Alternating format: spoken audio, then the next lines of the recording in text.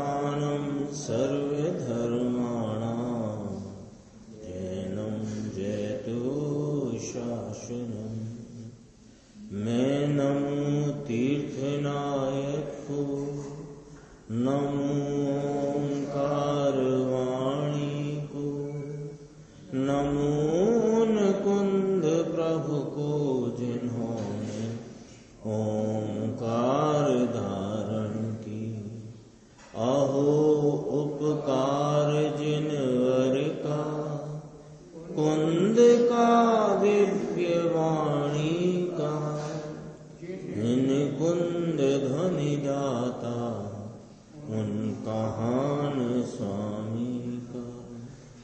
रम्यून जिणम वीरम अनंत वर्णान दंसन सहावम भोक्ष्यामिनियम सारम केवली शुद्ध केवली गणिदम। नियम सार जी परमागम ग्रंथ के शुद्ध निश्चय प्राश्चित अधिकार में अपने 118 नंबर की गाथा, पेज नंबर 511 है। गाथा सूत्र पढ़ते हैं। अनंतानंत भवे समेज्य सुह असुह कम संदोहो तव चरणेन विनश्यति पायच्छितं तवं तमुहा। रे भव अनंतानंत थी अर्जित शुभा शुभ कर्म जे ते नाश पामे तप थकी तप ते थी प्राश्चित छे। इसकी उत्थानिका के रूप में पहले टीका की 2 पंक्तियां हैं 512 पेज पे, वह पढ़कर फिर अपन अन्वयार्थ पढ़ते हैं। देखो इस गाथा में, यहाँ इस गाथा में प्रसिद्ध शुद्ध कारण परमात्म तत्व में सदा अंतर्मुख रहकर के जो प्रतपन है वह तप है, वह प्रायश्चित है। ऐसे कहा प्रसिद्ध शुद्ध कारण परमात्म तत्व। शुद्ध कारण परमात्म तत्व, कारण परमात्म तत्व यानी जिसके आलम्बन और जिसकी लीनता में कार्य की प्राप्ति होती है वह कारण भाव है, कारण परमात्मा। तो वह शुद्ध कारण परमात्म तत्व माने निज शुद्धात्मा, उसमें सदा अंतर्मुख रह कर के जो प्रतिपन्न है वह तप है, वह प्रायश्चित है। इसको ब्रैकेट में खुलासा करते हैं कि शुद्धात्म स्वरूप में लीन रहकर प्रतिपन्ना यानी प्रतापवंत वर्तना वह तप है, और ये तप है वह प्रायश्चित है, ऐसा कहा है। इसकी अपन गाथा का अनुवाद पढ़ते हैं। देखो अनंता अनंत भवेन, अनंता अनंत भवों द्वारा उपार्जित शुभ अशुभ कर्म राशि। अब ये जीव तो अनादि का है, अनादि से यह जीव अज्ञान भाव से परिणमित रहा, अपने स्वरूप को जानता नहीं, तो किस वृत्ति में इसकी परिणति रही कि शुभ और अशुभ, तो शुभ अशुभ वृत्ति में परिणमता हुआ ये जीव ने अनेक अनेक भवों में अनेक शुभ अशुभ कर्म उपार्जित किए, कमाए, अनंत अनंत भवों में, है ना। तो उन सब को कैसे वे विनाश को प्राप्त होते हैं? यह अनंत अनंत भवों में उपार्जित शुभ अशुभ रूप कर्म राशि, इसका विनाश कैसे होता है? तो कहते हैं तपश्चरण से होता है। और तपश्चरण क्या है कि शुद्धात्म तत्व में लीनता, उसमें प्रचुरपने, उसमें एकाग्रता का वर्तन होना, उसका प्रतिपन्न होना, प्रतापवंत रूप वर्तन करना, ये तप है और ये तप प्रायश्चित है। ये यहाँ कहा। टीका दोबारा पढ़ते हैं वही पंक्तियां जो उत्थानिका के रूप में है। यहाँ इस गाथा में प्रसिद्ध शुद्ध कारण परमात्म तत्व में सदा अंतर्मुख रह करके जो प्रतिपन्न, सदा अंतर्मुख रहकर नित्य रूप से, पीछे के श्लोक में और उसमें आया था, नित्य लीन रहते हैं।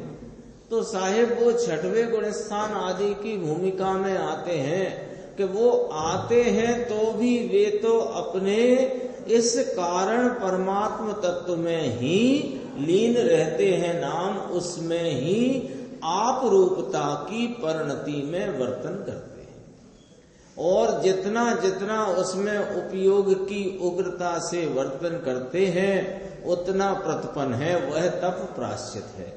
शुद्धात्म स्वरूप में लीन रहकर प्रतपन करना, प्रतापवंत वर्तन करना, वह तप है और यह तप प्रायश्चित है, ऐसा कहा है। अब देखो इसी की स्पष्टीकरण और करते हैं कि अनादि संसार से ही उपार्जित द्रव्य भावात्मक शुभ अशुभ कर्मों का समूह कि जो 5 प्रकार के 5 परावर्तन रूप संसार का संवर्धन करने में समर्थ है। लो अब ये मुनि क्या कमाई की, कितनी कमाई करी देखो।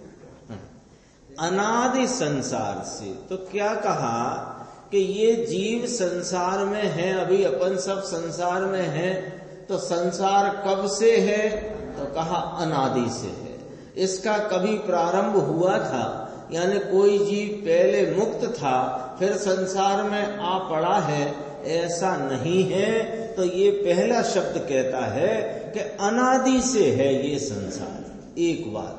दूसरी बात, अनादि संसार में इसने किया क्या? जब तक इस मुक्त स्वरूप आत्मा को पहचान कर इसकी प्रतीति और उग्रता लीनता, इसकी स्थिरता नहीं की, तब तक इसने क्या किया कि तब तक इसने देखो क्या किया कि द्रव्य भावात्मक शुभ अशुभ कर्मों का समूह, इसका उपार्जन किया, इसमें ही प्रवृत्त रहा। तो 2 कहे यहाँ, द्रव्य भावात्मक, द्रव्य कर्म वे निमित्त रूप ज्ञात कराए, और परिणति में जो उपयोग की बहिर्मुखता में वर्तता हुआ, जो राग देश की मलिनता का परिणाम, शुभ अशुभ राग, पुण्य पाप का भाव, जो कि दोनों ही मलिन हैं, उन मलिन भावों के द्वारा, वे मलिन भाव कैसे हैं यहाँ कहते हैं, वे मलिन भाव और निमित्त में द्रव्य कर्म, परिणति में वर्तती हुई राग देश रूपी मलिनता, शुभ अशुभ, और निमित्त में बंधे हुए कर्म, द्रव्य कर्म, ये किसमें समर्थ हैं कि यह 5 परावर्तन रूप संसार का संवर्धन करने में, बढ़ाने में, संवर्धन यानी बढ़ाना। तो ये 5 प्रकार का संसार कहाँ है ना, परावर्तन रूप, द्रव्य परावर्तन, क्षेत्र परावर्तन, काल परावर्तन, भव परावर्तन, भाव परावर्तन, ऐसे 5 परावर्तन रूप संसार का को बढ़ाने में किसकी भूमिका है, ये इस टीका में कहते हैं। ये 5 परावर्तन रूप संसार, इसे बढ़ाने में भूमिका किसकी है कि द्रव्य भावात्मक शुभ अशुभ कर्मों की। सो ये द्रव्य भावात्मक शुभ अशुभ कर्म क्या है कि द्रव्य शुभ अशुभ कर्म माने द्रव्य पुण्य पाप कर्म, वे निमित्त हैं, उनसे संसार नहीं बढ़ रहा। संसार के वृद्धिगत रूप इस प्रवाह में वे तो निमित्त मात्र हैं कि जो संसार में प्रवृत्त हैं उनके संयोग में इस प्रकार के कर्म हैं और उनका उदय है निमित्त में। तो मूल पॉइंट क्या आया कि भावात्मक शुभ अशुभ कर्म उन वे ही इस अनादि से संसार के 5 परावर्तन रूप संसार कहा ना, इस संसार के बढ़ाने में कौन समर्थ है कि शुभ अशुभ भाव ये जीव की उपयोग रूपी बहिर्मुख वृत्ति में उपजते हुए प्रशस्त निमित्तों के लक्ष्य में उपजते हुए शुभ भाव, अप्रशस्त निमित्तों के लक्ष्य में उपजते हुए अशुभ भाव, यह जो भावात्मक कर्मों का समूह यानी परिणति में वर्तती शुभ अशुभ भावों की मलिनता, वही इस संसार के बढ़ाने में समर्थ है। या निमित्त ना कहा, निमित्त की बात तो द्रव्य से द्रव्य भावात्मक कहा ना, तो उसमें द्रव्य कर्म तो अन्य वस्तु है, तो वह निमित्त है, ऐसा हमें स्वतः समझ लेना चाहिए। देखो वह अब यहां क्या नक्की हुआ 1.25 लाइन में कि ये जीव के अनादि संसार से एक ही चीज का उपार्जन हुआ, शुभ अशुभ कर्मों का।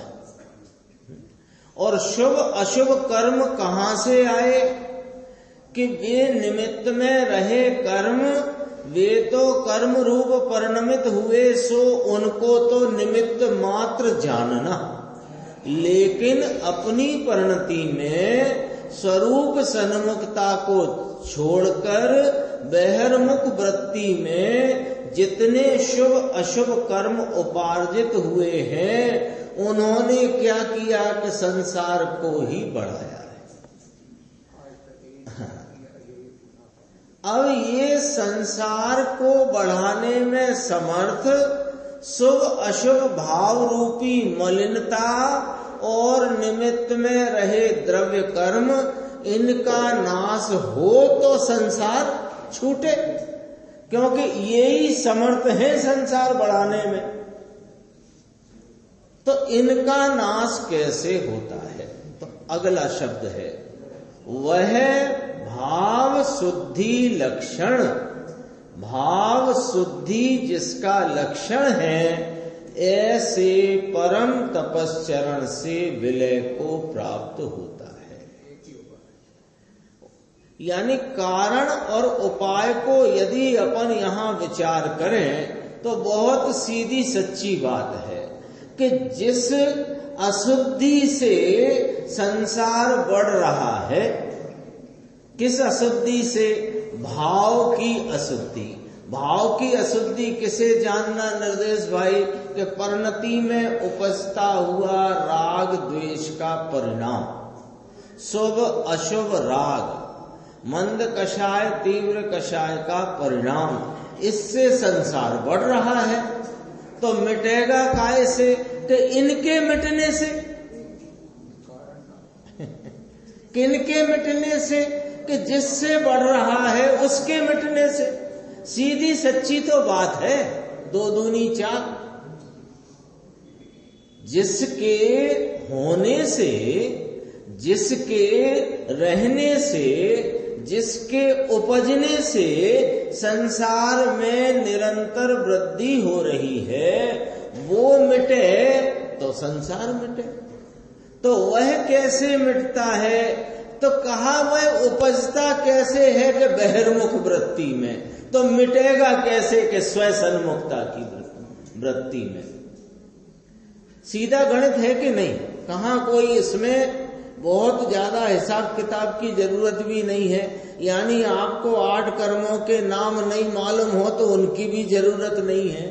उनकी प्रकृतियां हैं 148, उनके नाम क्या संख्या भी 148 है, ये भी नहीं मालूम होए तो भी कोई जरूरत नहीं है। सीधी सच्ची बात है, अनादि से ये जीव के संसार चलता बढ़ता आया है। सो क्यों कि शुभ अशुभ भाव रूप अशुद्धि के कारण। अब यह कैसे कटे संसार के शुभ अशुभ भाव मिटे तो ये संसार मिटे। तो शुभ अशुभ भाव कैसे मिटे कि वह जो तीसरी भूमिका है, यानी अपने स्वरूप के आलम्बन से जहां की शुभ अशुभ भाव की उत्पत्ति ही नहीं होती, यह वर्तता हुआ उपयोग स्वरूप में उपयोग की बहिर्मुख वृत्ति अशुद्धता का कारण। और अशुद्धि मिटे कैसे कि बहिर्मुखता मिटकर स्वसन्मुखता हो तो मिटे। गणित जैसी बात है। वह भाव शुद्धि लक्षण, भाव शुद्धि जिसका लक्षण है, ऐसे परम तपश्चरण से विलय नाम नाश को प्राप्त होती है। भाव शुद्धि इसका लक्षण है। किसका?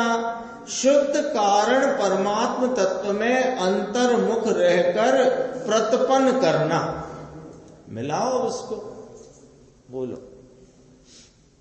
शुद्ध कारण परमात्म तत्व कौन है संजय भाई?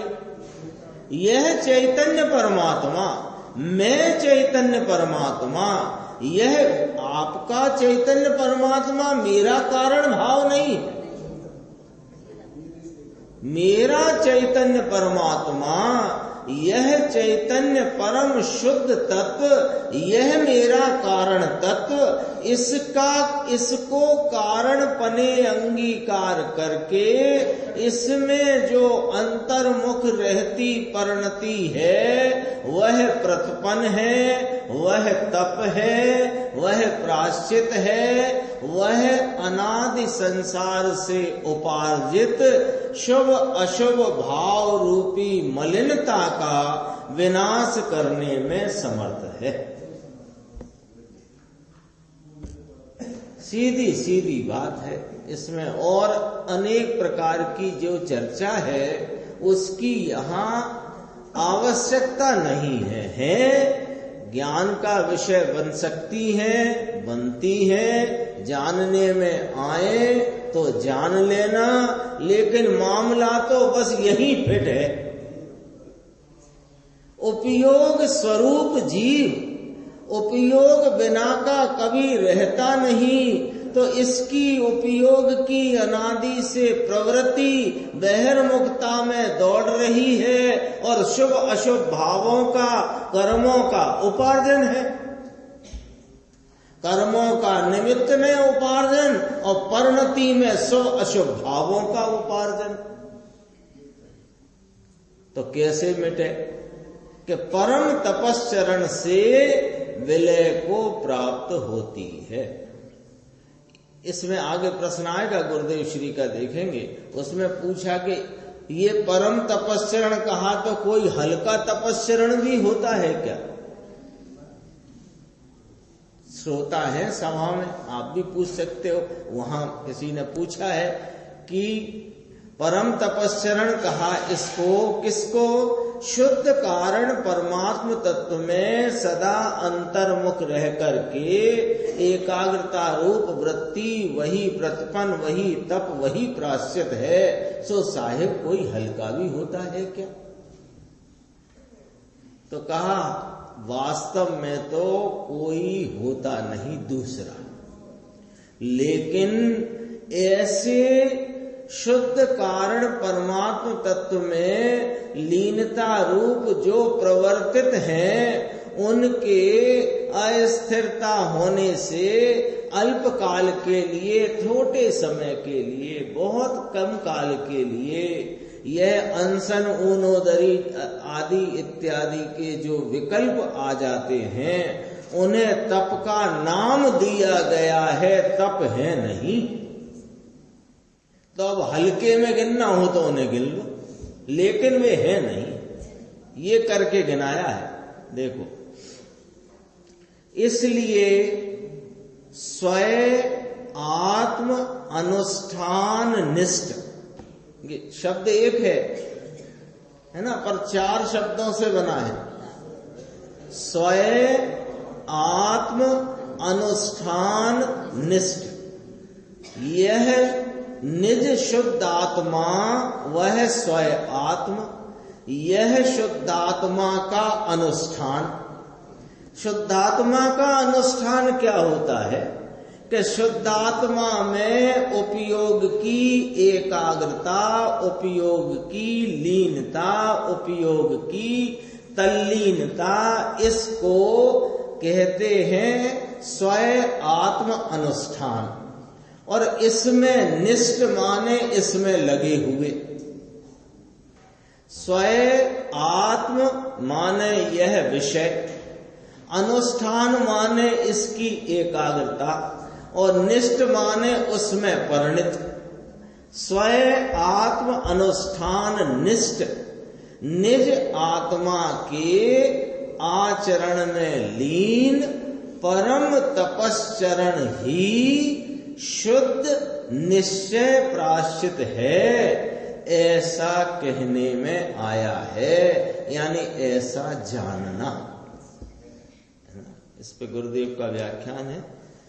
थोड़ा व्याख्यान इस पुस्तक में है और थोड़ा व्याख्यान अगली पुस्तक में है, इस गाथा के संदर्भ में। तो अपन इस पुस्तक में है उतना पढ़ते हैं, और एक बॉक्स आएगा उसे भी पढ़ेंगे, और शेष चर्चा फिर अगली पुस्तक अपन जब कल निकालेंगे तब उसमें देखेंगे।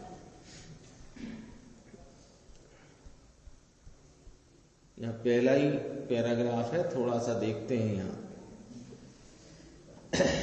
ये कहा ना, ये गुरुदेव ने हरिगीत पढ़ा दे, भव अनंतानंत थी अर्जित शुभाशुभ कर्म जे, ते नाश पामे तप थकी। तप थकी माने तप से, तप ते थी प्राश्चित है, इसलिए तप प्राश्चित है। लेकिन ये तप क्यों कहा, ये इसमें थोड़ी व्याख्या समझना। यहाँ प्राश्चित किसे कहते हैं, यहाँ पर तो 2 व्याख्या आई थी। पहली व्याख्या तो आई प्रायः चित्त प्रचुरपने उपयोग स्वरूप आत्मा में उपयोग की लीनता, प्रचुरपने चित्त की स्वरूप में प्रवृत्ति, वह प्रायश्चित प्राश्चित है ना। एक प्राश्चित की जो अपन सामान्य परिभाषा जानते हैं कि कोई प्रकार की भूल हुई हो, वह भूल को टालना, उसका नाम भी प्राश्चित है। तो ये जीव ने अनादि से कौन सी भूल करी है कि शुभ अशुभ भाव की प्रवृत्ति रूप इसने भूल करी है। वो भूल को कौन टाले कि उस भूल को जो टाले वो प्राश्चित है। ऐसा ही तो है ना, अर्थ तो एक ही निकलेगा। पूरे द्वाद सांग में सबका अर्थ एक ही निकलता है कि एक यह अपना चैतन्य परमात्मा जो ज्ञान असाधारण स्वयं संवेद्यमान लक्षण से पहचानने में आए, ऐसे शुद्धात्मा को अनुभवना, उसकी प्रतीति करना और उसमें लीनता करना हो गया द्वादशांग। आएगा अर्थ वहीं आएगा, कहाँ जाएगा? क्योंकि ये तो आत्महित और आत्म कल्याण की बात चल रही है। तो आत्महित और आत्म कल्याण का जो कुछ भी बात है वो यही आएगी कि वहां जाएगी? एक ही है, एक ही है। यानी इसके संबंध में वो जो आता नहीं है उदाहरण मारीच का और आदिनाथ का, तो वो जब समझ में आई तब समझ में आई, और जब नहीं समझ में आई तब तक नहीं समझ में आई। पर समझ में आना तो वो ही पड़ा ना। जब मानोगे तब यही मानोगे। जब काल लब्धि पकेगी और यहाँ जिसकी मुक्ति निकट होगी उसे यही बात समझ में आएगी, अन्य कोई बात समझ में आएगी ऐसा है ही नहीं। न अन्य बातें समझ सकता है, जानता है, मानता है, विपरीतता के असंख्य प्रकार हैं, अनंत प्रकार है। लेकिन जिसको सुलटने का काल आ गया, जिसकी होनहार ऐसी आ गई है कि जिसके कल्याण का अब मार्ग खुलने वाला है अथवा कल्याण के मार्ग पर वह चलने वाला है, उसको यही समझ में आएगा। इसके अलावा कुछ और समझेगा तो कल्याण का मार्ग नहीं मिलेगा। के कारण तो अनेक एक ही है, एक ही है। गलत उत्तर होंगे तो हजार हो सकते, हाँ, सही उत्तर होंगे तो जिनके सबकी उत्तर माला में तो एक ही छपा होता है। सवाल का अर्थ एक नहीं छपा होता, एक सवाल का उत्तर एक। आप अनेक प्रकार से अनेक उत्तर निकाल सकते हो भूलवश। देखो, तो जो भूल को मिटाए उसे प्रायश्चित कहते हैं। अपन चर्चा यहां कर रहे थे, है ना। तो भूल क्या है जीव की? इसने अपने स्वरूप को भूलकर अनादि काल से अनंत काल व्यतीत हुआ, उसमें इसने शुभ अशुभ कर्मों की मलिनता को उपार्जित किया और उसके निमित्त से कर्म उपार्जित हुए। अब यह भूल मिटे कैसे? कि भूल मिटे ऐसे कि जिसे भूला था उसे याद करो। स्वरूप को भूला था तो स्वरूप को पहचानो, उसको अनुभव करो, उसकी प्रतीति करो और उसमें ही जो उग्रता से स्थिरता, एकाग्रता, लीनता करे वही प्रायश्चित है। इसलिए तप को प्रायश्चित कहा है। ये कहा, देखो यहाँ इस गाथा में प्रसिद्ध शुद्ध कारण परमात्म तत्व में सदा अंतर्मुख रहकर जो प्रतिपन्न है वह तप है। ये तप की व्याख्या है। उपवास करना, 6 महीने की लांगन करना। 6 महीने की भी लांगन होती है, मालूम? ऐसे नहीं होती 6 महीने ही खाना नहीं खाया। 6 महीने की जो सामान्य चलती है, एक दिन उपवास, एक दिन एकासन, एक दिन उपवास, एक दिन एकासन, बरसी तप बोलते हैं। हाँ, ऐसे बरसी तप। ये तो लांगन है। लांगन माने लंघन बोलते ना अपन जिसे। यह प्रसिद्ध शुद्ध कारण परमात्म तत्व में यहाँ तो प्रसिद्ध है, ये प्रसिद्ध है, ये हाजिर है। ये अपने स्वरूप से हाजरा हुजूर विद्यमान जागतो जीव वो छे। लेकिन ये परिणति में प्रसिद्ध नहीं है अनादि से जीव को। अब मुनिराज को तो प्रसिद्ध है, मुनिराज को तो वह उनकी परिणति में प्रसिद्ध है। तो कहा प्रसिद्ध शुद्ध कारण परमात्म तत्व में, यहाँ तो प्रसिद्ध है अंदर भगवान कारण परमात्मा शक्ति स्वभाव स्वरूप से कायम प्रसिद्ध है। यह तो इसको तुमने अप्रसिद्ध कर दिया। प्रसिद्ध नाम वो तो सदा काल प्रकट, और तुमने अप्रकट कर दिया। क्यों? कि उसका लक्ष्य नहीं, उस पर नजर नहीं। और ये अप्रसिद्ध है जो कुछ, उसको तुमने प्रसिद्ध कर दिया। यानी इंद्री के विषय और इसके फल और इसके लक्ष्य में वर्तती हुई राग आदि परिणति, ये सब तुमने प्रसिद्ध कर दिया। क्या प्रसिद्ध कर दिया? कि इसका जो वेदन है ये मैं हूं, ऐसा प्रसिद्ध कर लिया। और जो अपना चैतन्य स्वरूप हाजरा हुजूर विद्यमान है, ये होने पर भी इस पर नजर नहीं। 17-18 गाथा में कहा कि नहीं कहा? आवाल गोपाल सबको अनुभूति स्वरूप भगवान आत्मा अनुभूति में आ ही रहा है। वहां तो कहा अनुभूति में आ रहा है। अनुभूति में आ रहा मन ज्ञान की पर्याय में वह अपने स्वभाव से प्रकट है, तेरी नजर नहीं है वहां। ये वाली बात है, अपन आगे देखते हैं। देखो 513 में नीचे वाला पैराग्राफ है, उसमें से अपन बीच में से देखते हैं। प्रसिद्ध शुद्ध कारण परमात्म तत्व में सदा अंतर्मुख रहकर, देखो अंतर्मुख परमात्मा अंदर, आत्मा अंतर्मुख है।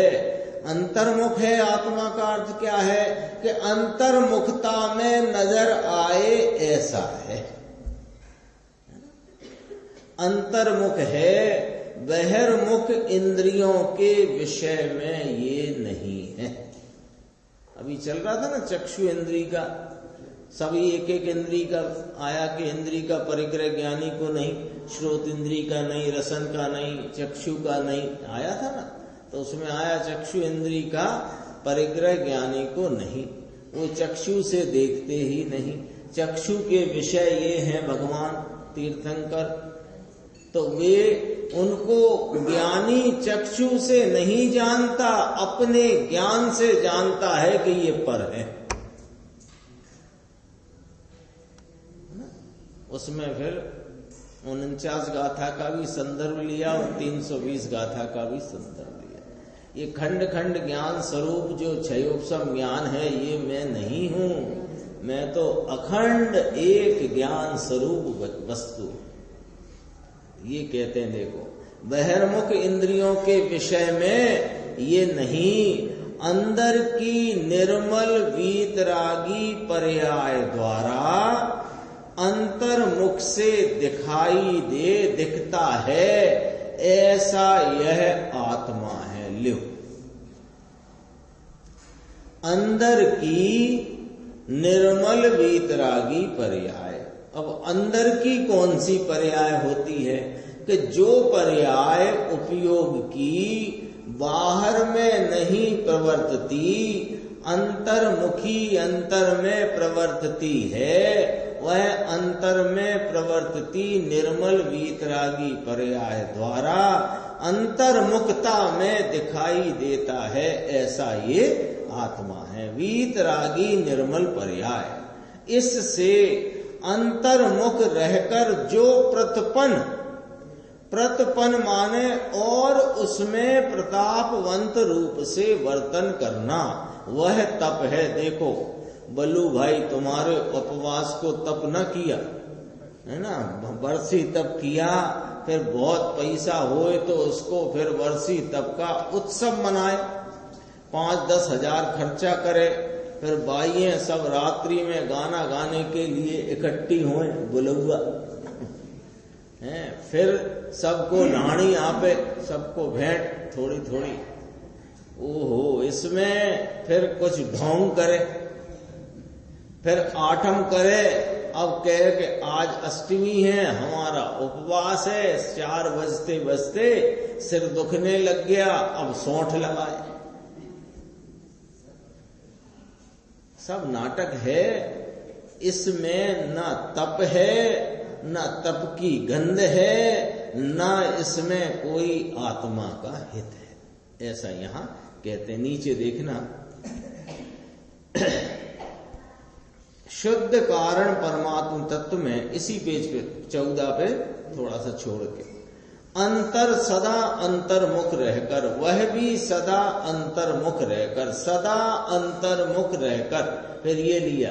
अब देखो स्पष्ट करते हैं, जिसने सम्यक दर्शन प्रकट किया, इसको तो दृष्टि में सदा ही परमात्मा ही विराजता है। सदा ही तो काल में ही लगाया, सदा ही, हमेशा, सदा ही, फिर कहा परमात्मा ही, और कोई विषय ही नहीं इसका, परमात्मा ही विराजता है। इसके ध्येय में तो परमात्मा सदा ही है। इसकी दृष्टि में दृष्टि का विषय भी दृष्टि नहीं है। दृष्टि का विषय तो ध्येय परमात्मा है।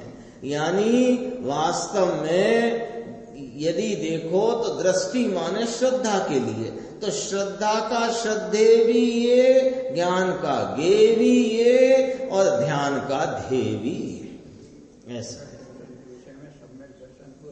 हाँ, स्थान नहीं है। ये राग को गिनते नहीं, ज्ञानी धर्मात्मा राग को गिनते नहीं, पर्याय को मानते नहीं। ओहो, पर्याय नहीं मानते, बिना पर्याय का द्रव्य मानते हैं क्या? अरे समझो भाषा को, पर्याय को नहीं मानते माने पर्याय मैं हूं ये नहीं मानते। पर्याय पर्याय है, मैं पर्याय नहीं, मैं त्रिकाली परमात्मा हूं, ऐसा मानते हैं। भाषा पकड़ लेते हैं कई लोग। अंतर्मुख रह करके जो प्रतपन कहा, अकेला तप ना कहा। प्रतपन माने चारित्र सहित आनंद की रमणता में, विशेष अतीन्द्रिय आनंद में उछाला मारना। समुद्र के किनारे जैसे एकदम आती है ना उछालता हुआ, ऐसे इसमें भरा हुआ है, इसमें से भरती आती है।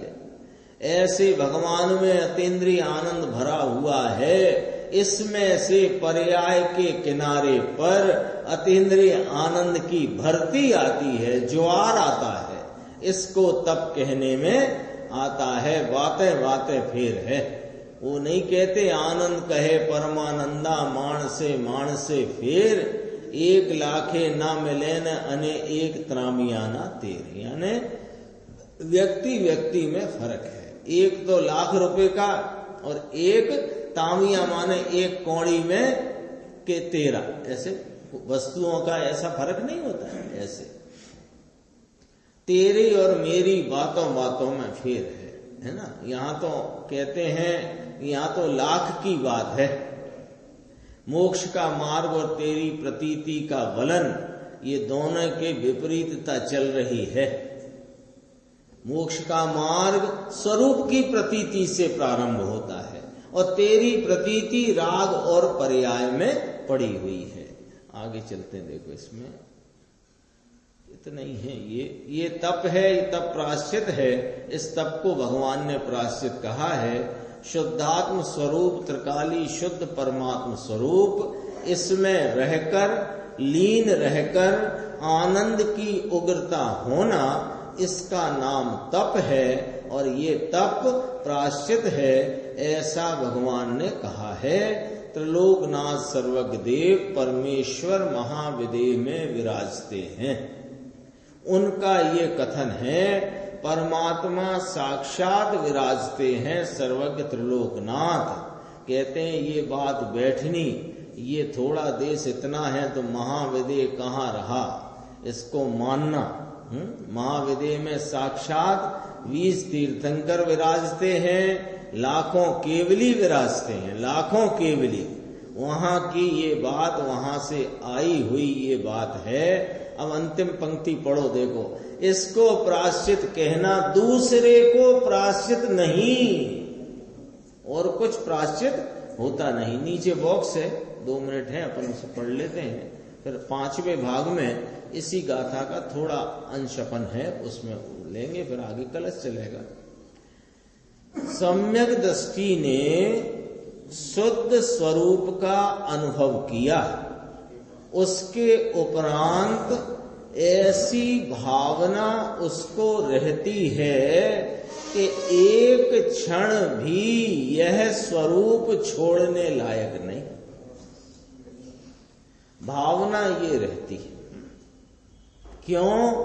कि परमात्मा के पहलू में आने के उपरांत, यानी परमात्मा के पड़खे, यानी ये अनादि से बहिर्मुख वृत्ति में उपजते हुए जो परिणति में राग द्वेष के परिणाम मलिन हैं, उनका वेदन है। और ये वेदन है सो मैं हूं, इस पड़खे में चला आया था। था अनादि से, कि राग बहुत ज्यादा नहीं जाना, यहां एकदम सिमट करके बात करते हैं। ये शरीर में हूं और स्त्री पुत्र में हूं और ये मनुष्य में हूं और त्रियंच में हूं, सब इस प्रकार की मान्यता है तो सही, लेकिन अभी अपने को सिमट करके यहाँ पर बात बिल्कुल एकदम अंदर के ऑपरेशन की, कि उपयोग में वेदन में आता हुआ जो राग द्वेष का मलिन परिणाम है, जो राग द्वेष की आत्मा के स्वभाव रूप जो नहीं है, आत्मा के स्वभाव से विपरीत रूप है, उस राग द्वेष भाव को के पड़खे में ये चढ़ा हुआ था, राग द्वेष के पड़खे में चढ़ा था। यानी ये राग द्वेष का परिणाम एक एक समय वाला यही मैं हूं, ये मान करके इसने अनादि से अपनी मान्यता का इस प्रकार रख करके पूरा समय निकाला है। अब कहते हैं कि जिसने किसने कि सम्यक दृष्टि ने ऐसा क्या कमाल कर दिया कि रागादि के वेदन में एकत्व छोड़कर अपना जो वीतराग स्वरूप नित्यानंद निर्मलानंद चैतन्य महाप्रभु है, इसका अनुभव किया। अब उसकी भावना तो ये रहती है कि इसके अनुभव से मैं दूर ही ना जाऊं। इसको कहते हैं परमात्मा के पड़खे में आना। ये कहा दे, एक परमात्मा के पड़खे में आया, पहलू में आया, इस बाजू आया, उस बाजू से इस बाजू आया। ये एक क्षण को भी यह परमात्मा का, यह आनंद स्वरूप निर्मलानंद प्रभु परमात्मा का पहलू, इसका पक्ष लक्ष्य छोड़ने लायक नहीं और पुण्य पाप के पहलू में चढ़ने जैसा नहीं। तो पुण्य तो थोड़ा होना चाहिए। चौथे गुण स्थान की भूमिका में जितना लिखा है किताबों में उतना होना चाहिए। पांचवें की भूमिका में जितना लिखा है उतना होना चाहिए। ऐसा रहता होगा ज्ञानी को। ज्ञानी को अब देखो गुण स्थान में बढ़ गया है, मिथ्यात्व छूट गया है, अविरति सम्यक दृष्टि अथवा देश विरति गुण स्थान में चौथे में या कि पांचवें में आया है। तो अब तो उसको ऐसा रहता होगा निर्देश भाई कि चौथे की योग भूमिका के कौन कौन से पुण्य भाव लिखे हैं किताब में, उतने अपने को मेंटेन करना है और पांचवें वाले मेंटेन करना है, नहीं तो गुण स्थान गिर जाएगा। अरे भैया ऐसा नहीं है, चक्कर में न रहना। ये तो अपने एक परमात्मा के पक्ष को, लक्ष्य को छोड़ना ही नहीं चाहता, लेकिन अस्थिरता से वे परिणाम आ पड़ते हैं। किस भूमिका में क्या आ पड़ता है उसकी लिस्ट दी गई है वहां पर। उससे न गुण स्थान रुकता है, न टिकता है, न बढ़ता है, बल्कि उनमें एकत्व करे तो गिरता जरूर है। मुनिराज को यदि 5 महाव्रत का के परिणाम आए तो मुनिपना रहता है, क्योंकि वह शुद्ध उपयोग के उस परिणति में प्रवर्तन करते हैं। क्षण क्षण में, 1 मिनट में अनेकों बार शुद्ध उपयोग में वर्तते हैं। लेकिन अस्थिरता में उपजा हुआ जो महाव्रत का परिणाम है, उसमें यदि एकत्व हो जाए, यानी उसमें कर्तव्यपना आ जाए, तो गिरता जरूर है गुण स्थान, चढ़ता रुकता टिकता तो है ही नहीं। देखो, पाप पुण्य के पड़के पर चढ़ने जैसा नहीं। एक क्षण भी शुद्धात्मा को विस्मरण करने योग्य नहीं। राग का कार्य कभी भी ग्रहण करने लायक नहीं और शुद्धात्मा को कभी भी छोड़ने लायक नहीं। और जिसको राग का रंग चढ़ गया है भैया, इसको परमात्मा का रंग कैसे चढ़ेगा? नहीं चढ़ता, नहीं चढ़ता। राग के रंग में जो एक बार चढ़ गया, जिसको राग के एक अंश मात्र में भी अंश रूप उपादेयता भी है, उसे इस परमात्मा के दर्शन नहीं होंगे। परमात्मा के साथ शर्त ही ऐसी है। क्यों कि यह चैतन्य भगवान कहता है कि मैं तो परिपूर्ण वीतराग स्वरूप हूं, तो मैं राग के अंश मात्र की आंशिक उपादेयता भी तुमको होगी, तो मैं दर्शन देने वाला नहीं। ये स्पष्ट कहते हैं। देखो, जिसको परमात्मा का रंग चढ़ गया, उसको राग का रंग कैसे चढ़े? और राग का रंग जैसे चढ़ा है, उसे परमात्मा का रंग कैसे चढ़े? अभी सम्यक दृष्टि को राग आता तो है, खरा नाम अवश्य आता है अवश्य, लेकिन राग का रंग चढ़ता नहीं और शुद्धात्मा का रंग एक समय मात्र भी उतरता नहीं। सम्यक दृष्टि को अतीन्द्रिय सुख का अनुभव धारा प्रवाह रूप से चलता है, वह इसकी मोटप नाम महानता है। शेष अपन अगला भाग में चर्चा चलेगी।